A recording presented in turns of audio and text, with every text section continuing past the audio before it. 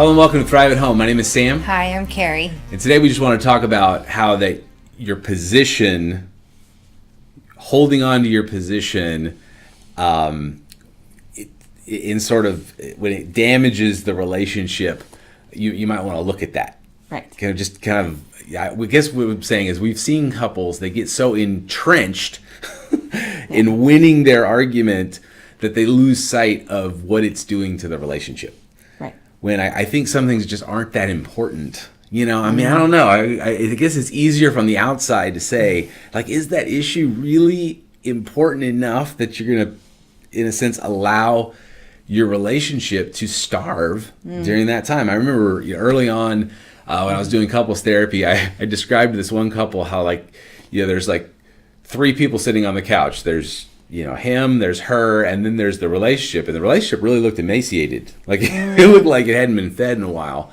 And I think sometimes is when we're really entrenched, like we're feeding ourselves in our position, but we're not really saying, hey, what's best for us? Right.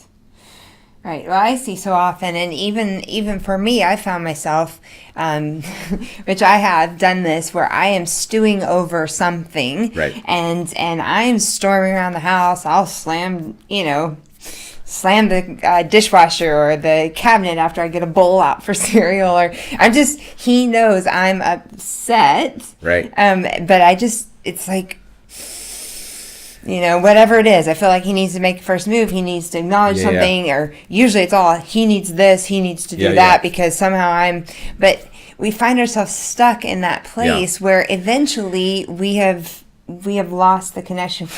Our relationship's not thriving and now we're so stuck over here and locked in. And I don't know if it's coming across right, but I think sometimes it's like somebody needs to make the first move. Right. It's like this ability to just initiate and almost be willing to lose, I guess. I mean, I know that sounds bad, and I'm not saying cave in but it's temporarily shift my position for the sake of the relationship. Just like, hey, let's connect on something else. Like maybe let's walk away from that. Maybe that's it. Maybe it's just instead of continually focusing on this one thing we haven't got fixed, let's connect in other areas and enjoy those parts. Right. I don't know. I think it's a kind of acknowledging feelings. Hey, I can tell. I know something's not going on. I'm feeling very, very angry and upset right now. But what I want for us to do, or what I need for us to do, or what I need is whatever it is you need. And so then this whole idea of being willing to lose, well, it's not lose the argument. It's just give up your position so that your marriage can figure it out. Yeah, just allow a little shift. And usually, there's probably some promptings like, is this big of a deal? I mean, I don't know. I think some people, they act like it really is. Like it's life or death.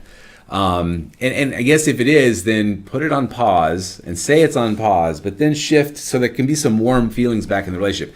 I guess that's the point. You don't want to let your relationship go too long without those warm feelings because I guess what I'm saying is there are forces out there who want to take advantage of every cold moment and turn that stuff off. And I just remember there was this great scene in The Amazing Race. Remember that old couple? Yes. In The Amazing Race? Yes. This is so many years ago, and I haven't watched many seasons lately, so there may have been elderly couples recently. But in this particular season, they were just amazing. And they kept hanging in there, and there was this one moment where he missed something. He missed it. And she tore into him.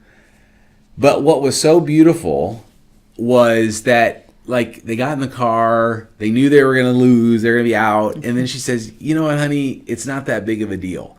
Like, she really wanted to win, and they weren't going to win, but she was able to realize that holding my anger was going to do more damage to the relationship. So she, in a sense, gives this olive branch back and makes some attempt, and he, of course, immediately responded to that. And I think that's the key. It's like, get into the habit of reconnecting quickly. Like, don't allow stuff to just be the silent treatment, for a long time. All right.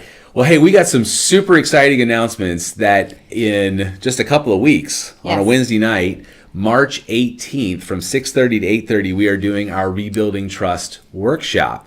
And that's right here at the Thrive at Home offices in Poway. And so we still have space. So if you know somebody or you yourself, we really are counting on you and spreading the word to get that filled up, because it's going to be a great workshop outlining the steps couples need to take for both parties, yes, on what it takes to rebuild trust. Yes. And then a little bit further down the road in April 25th, which is a Saturday, yes, and Wednesday, the April 29th, we're going to be doing our building a first-class marriage workshop again. So we're going to do that twice in April. We're offering a couple of different times because I know there's a lot of stuff going on, especially for couples that have young kids and different things. So it's a Saturday morning at 9 to 11:30, or it's a Wednesday evening from 6:30 until 9 p.m. Yep.